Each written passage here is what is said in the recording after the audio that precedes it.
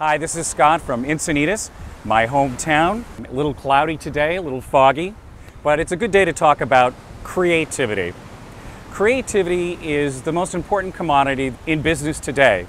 If you're more creative, you're more valuable to your client, you're more valuable to your company. I can only think of one person in history that was the most creative, and it's Leonardo da Vinci. And today I'm going to be talking about Leonardo da Vinci and perspective. A few summers ago, I painted in Florence, Italy, in an old studio that had been used for painting for hundreds of years. And we were learning the style of the masters and a method that is said to be created by Leonardo himself. It's called sight size. Now let me explain that to you.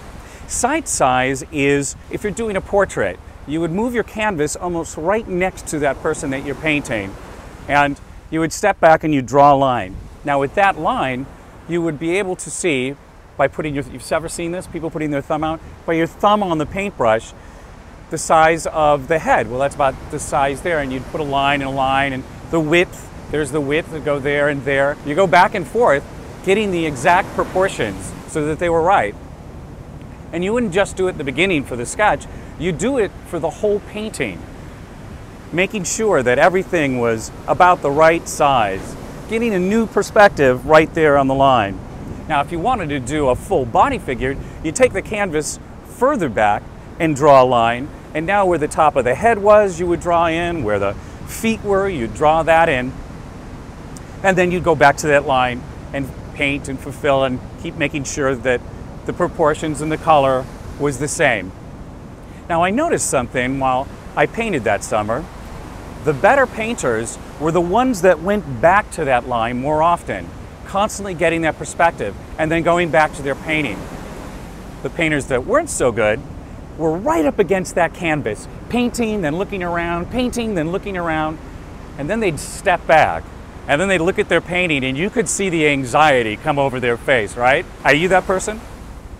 Are you that person that when you're having a problem, that you're so much into that problem, and then when you take a step back to look at, you're kind of confused at what the solution is?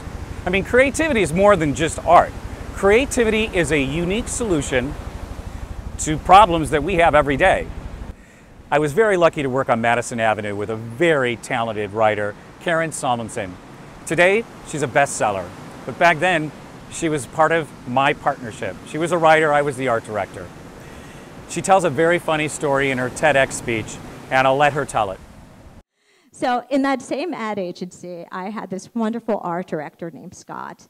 And Scott used to love to pour me lots and lots of coffee. Not just to keep me energized, but actually, Scott's main purpose was to motivate me to go to the restroom on purpose. Yeah.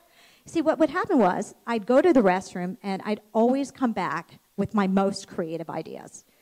I'd come back from the restroom and I'd go, I cracked the code, I got the tagline, you know? In fact, I came up with some of my best creative ideas so often that Scott and I came up with a name for these epiphanies. We renamed them Epiphanies. Are you stepping back? Are you getting that perspective that you need? Maybe you need to go out, or maybe you need to go in the bathroom. Let me take you back to that studio.